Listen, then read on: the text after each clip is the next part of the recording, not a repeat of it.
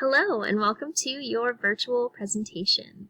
My name is Jess and I'm a career advisor with Mesa Community College, and I'm so excited to be able to share this information with you all today, be it virtually.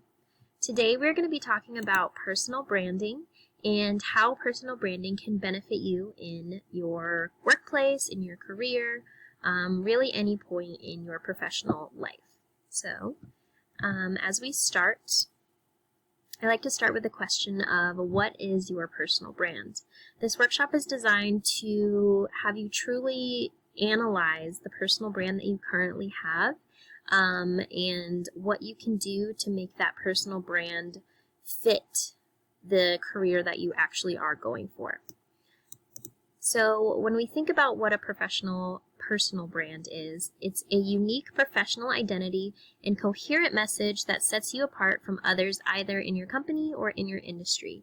So it really is just the persona that you put off to other professionals in your field in order to set yourself apart in your industry. So that way when you're applying for jobs, you are meeting individuals at job fairs, or you are working towards a promotion, standing out with your personal professional brand is really going to help you get that leg up that you need in your career. So when we think about brands and your personal brand, it's a great exercise to consider the other brands that are currently successful right now and compare our personal brands to their successes and their techniques to their successes. So when we consider opposing brands like Apple, Samsung, Starbucks, of course, Dunkin', and then McDonald's and In-N-Out, we know that these brands are visible. They are very, very visible. They're everywhere. You could see them on billboards. You could see them in commercials and advertisements through social media. And I'm not saying that you need to be so visible that you buy a billboard for yourself. What I'm saying is that it needs to be visible to your coworkers, to your supervisors, your managers, what personal brand you really want to give off. So this personal brand being that you are always on time, so you have excellent time management skills, you are very creative to the team, something that also goes into being very valuable. So your sense of value to the team that is also visible to the team goes into the brand that you exude in your workplace. Parts of that brand need to be consistent, so if they know that you're always the person that's on time, not only is that valuable to them and that they see it, but they can rely on that being part of who you are and who you are as a professional. And that can be very powerful to them as someone who is relying on you to really perform in their academic, career setting, professional setting, whatever that setting is. It can be very powerful in order to really set yourself apart amongst your peers if you really are going for that promotion or if you really are trying to get that position. That power is going to be for your benefit. Lastly, you want your personal brand to be authentic. So if you just aren't that creative person and you're trying so hard to be, it's going to be exhausting after a while, and it's just not going to be authentic to you or your team. So really being authentic with who you are, understanding what your personal brand is can be so beneficial, because once you understand it, you can really refine those skills that you exude and then build upon them to create a personal brand that is reliable, valuable, visible, powerful, and so on. All right, so I went to grab a couple statistics for us for the rest of this presentation, just to understand the link between brands. So when we think about those powerful brands that I showed, along with your personal brand, we know that 82% of investors want a company that has a strong brand. So those strong brands like Starbucks, Dunkin', In-N-Out, we know that investors that recognize a brand and that trust a brand are more likely to invest. So if you want employers to invest into you, if you want your team members to invest into you, then you need to exude a strong brand that is reliable, visible, valuable.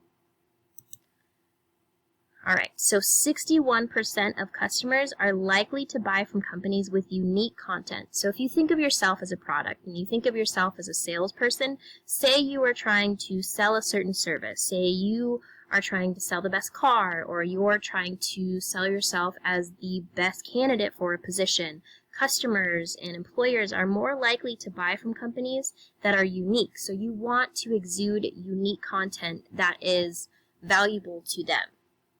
So thinking about what you have to offer an employer and what is not only relevant to them but also unique to them that you can bring, that can be that extra leg up that I like to talk about that really sets you apart from the other candidates applying for the same position, or the customers that can easily buy whatever product you're selling from a different seller or a different company. You have to be unique to them in order to be valuable. Continuing on, 48% of customers say their first interaction is the best to earn loyalty. So if you think about the first time you ever had In-N-Out and say it was a pleasant time, just like mine was, I'm more likely to go back to In-N-Out as opposed to Burger King now because I had a great first interaction. So similar to big brands like that, your first interaction with an employer, be it digitally, be it at a job fair or in an interview, you want it to be the best impression, so that way it's an impression that lasts upon them and it's one that they know that they can trust and are more likely to be loyal to. So if you happen to have a social media account and it's public, or if you have a LinkedIn account, and it may not be filled out to the best of your ability, then your first interaction, your first impression isn't going to be what it really can be for the employer. So your goal is to make sure that that first digital impression is a good one, because it's very likely that their first impression is going to be from your social media or your LinkedIn. And I can tell you from experience that having an online presence that is professional is better than not having an online presence at all.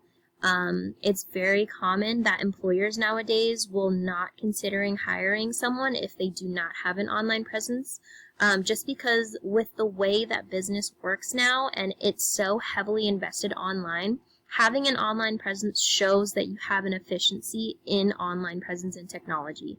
So I cannot stress this enough. Making sure that your first digital impression is a good one. And if you have any questions about how to build your digital presence, definitely come talk to us in Career Services, or take a look at our other presentations. We have a social media one for professional networking posted. If you would like to contact us, I will show you our contact information at the end of this presentation. But for now, let's continue on.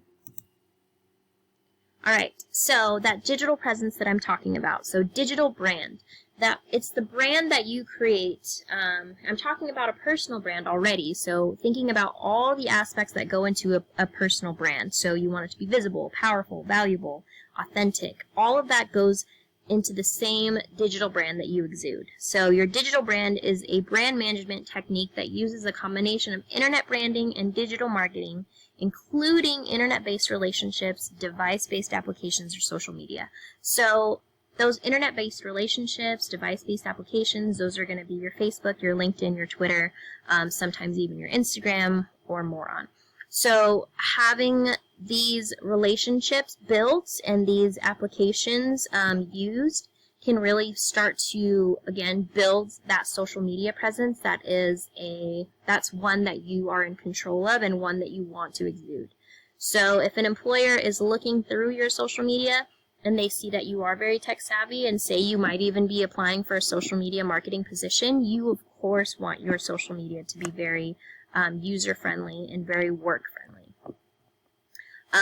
Your digital engagement, we'll go back to digital shadow. So digital engagement meaning how you really engage with your audience. So your brand marketing must be extremely targeted, relevant, and personal. So not only do you have to have a presence on your brand management tools like your social media applications, but you can really utilize those to your needs if you use them in the right manner. So if you are targeted, relevant, and personal, so for example, if you have a LinkedIn, not just having a LinkedIn and never using it, but if you're looking for a job, LinkedIn can be a powerful resource for you. If you are utilizing LinkedIn by messaging employers, messaging their recruiting managers in a targeted, relevant, personal manner. Personal not being telling them how your day was, what your favorite color is, but personal being you related it to that specific company. So if you are reaching out to GoDaddy, you do not just want to send a mass message to a bunch of different employers and different recruiters. You want to send targeted messages to specific companies like GoDaddy or Apple, saying, introducing yourself, introducing your strengths and your qualities, what you have to offer them, exactly what you are applying for, and just a quick message, so that way you are more likely to get a positive response back. And then that digital shadow that follows along with it, it is on the opposite end of digital engagement. So it is completely unintentional almost. So your digital shadow consists of a unique set of traceable digital activities, actions, contributions, communications manifested on the internet or digital devices. So that being the likes, the dislikes, your specific videos that you share, those are traceable among your social media, and they create a digital shadow that can be viewed by employers. So specifically on LinkedIn, you can like, share, and interact with different articles, and employers can interact with that those posts as well. So you want those posts to be professional, and they can be very clear reflections of different organizations that you support. So the difference between digital engagement and digital shadow would be if you expressed on a post on LinkedIn that you supported the Red Cross and you were supportive of their recent innovation, then that would show that you obviously support the Red Cross. But a digital shadow would be if you liked or shared something that the Red Cross had done, and that would just be a shadow of something that you had supported. So rather than having to come right out and say, I support the Red Cross, liking something and sharing something without even having to say anything becomes part of that shadow of, oh, they must like the Red Cross. So just being aware of the shadow that you portray and controlling that shadow can be very beneficial for you in terms of opening up doors digitally with employers that you may want to be in contact with. All right, so enough of digital presence. Let's continue. Okay, so this worksheet is available on our website, but if you are in need of this worksheet, you can definitely reach out to us in Career Services and we can get that over to you. I like to talk about this worksheet because it allows you very broadly to think about your brand and the brand that you emit.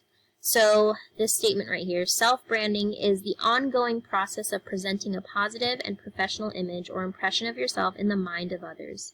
And my favorite key word in this statement is ongoing. So you are an evolving individual who is constantly changing, constantly growing.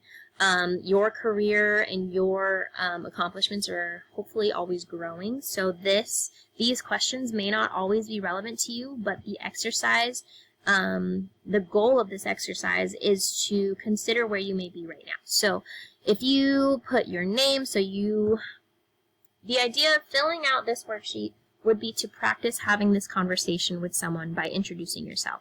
So, hello, my name is, I am interested in, have a passion for, or will major in, have majored in, have graduated with, whatever that may be to be relevant to you. You have volunteer work experience or have been involved in school-based activities such as, and then if you continue on with the worksheet, it will allow you to talk about your strengths, whatever you have to offer up to the company you may be speaking to, your educational goals, your personal goals, your career goals in the next 5 years. So whatever is relevant to them in the conversation. It just depends on where you're having that conversation, whether that's a message that you're sending out through LinkedIn, whether that is a conversation at a job fair or an interview. This worksheet is just designed to create that conversation starter in the most organized and efficient way. So as an example, hello, my name is May and I'm interested in becoming an elementary teacher. I have experience working with children as a teacher's assistant where I help prepare for classroom projects, monitor behavior and safety on playground and lunchroom, provide one-on-one attention with small groups, assist with lessons and grade homework, My strengths in communication, problem solving, and working as a team member come into play on a daily basis working with children, teachers, and parents. My ultimate academic and personal goal is to get a bachelor's degree in elementary education and teach fifth grade students. So right here, as an employer, when I am listening to this conversation, I know already that she has had experience in teaching. She has goals of becoming a teacher. She's had skills that she's gained working with children already. So these are all necessary factoids that all need to, in order to consider her for a position within my school. So this provides an idea of what a conversation would look like if you were having one with an employer. It includes all the necessary points to include in this conversation. So I like to refer to this conversation as an elevator pitch. So this elevator pitch, my idea, or the idea of filling out this worksheet and ending it with the branding statement at the end, so just compiling it all into an organized paragraph, so that way once you give this information, it sounds clear, concise, and it sounds like you know what you're talking about. So you're not scrambling for words. You already kind of have this in your metaphorical pocket, and you're ready to just speak about yourself when speaking to an employer. I'm not saying that you have to memorize this paragraph to the point where you're just word vomit, just saying exactly what this is. You want it to sound conversational and authentic. So just practice it a few times, and if you, again, would like to practice it with us in Career Services, we are more than happy to help you. All right, so back to that elevator pitch that I was talking about. So the idea of an elevator pitch is that you would have this conversation with someone in an elevator, and you would only have a couple of floors to get all of the information that you want to tell them out and to them in a positive manner. So that way you receive the best response possible. So I'm going to play a video in order to give you a few examples of good and bad elevator pitches, and then we'll go over it. Hey guys, I'm Kim with SnagJob, your #1 source for hourly jobs, and welcome to our weekly advice show. As a job seeker, you never know when an opportunity to land a job comes along. An elevator speech is a quick and simple way to sell yourself to the employer and show them who you are. Even though the name implies that you'd only use this in an elevator, you can actually use this at job fairs or even while following up on your application. You should never say, well, my name is Jane. I was born in a small town in North Dakota weighing like 8 pounds. My mom always said I was the cutest baby she ever did see. And that was the year I graduated from middle school. Good times. All right, I think we're finally all caught up. So do you think I'd be a good fit? Hi, I'm Zach. I'm graduating high school and need some money. I don't have any experience except in playing video games, but I think that means I could press buttons on the cash register pretty quick. What do you say? Want to hire me? An elevator speech should be quick, simple, and organized. The employer should walk away knowing who you are and what skills you bring to the table. A good example would be, Hi, I'm Lacey, a junior at Northern Arizona University. Simply put, I love talking to people. My experience in retail and food service for the past 5 years has made me fall in love with customer service. I've learned to be a problem solver, a great team member, and a leader. I'd love to bring these skills to your company and build upon my previous experience. whether you're standing in line at the movies, at a job fair, or even in an actual elevator, a well thought out pitch can bring you one step closer to landing that job. Like she says, no matter where you're having this conversation, being prepared to have the conversation is really what's going to assist you. I love how in the video, the employers or the possible employers in the elevator show facial expressions of like physical pain when they're hearing the elevator pitches that are terrible. The elevator pitches being, I have had video gaming experience, so I think that means that would make me pretty great operating a cash register. So you just want to think about what you're going to say, and you want to make sure that it's relevant to them. You only have a couple of minutes in order to keep their attention, so you want it to be useful information to them. So that useful information will usually consist of who you are, what you have to offer them, and what exactly you're talking to them for. So what position you are talking to them about. So just to end, thinking about different things that you can think about when considering your personal brand. So what are your passions? What are your goals? What are your strengths? What makes you unique? Keeping those things in mind will help you kind of understand what you have to offer employers and how to communicate that to them in the best way possible. All right, so here is our career services information. So career services, here's our phone number, and here's our website, our email. And then if you need to contact us, we are located on the Mesa Community College website. It's just in the search bar, career services, and we can definitely offer our services to you. Thank you so much for attending this virtual workshop. Again, my name is Jess, and I hope you have a great rest of your day. Thank you.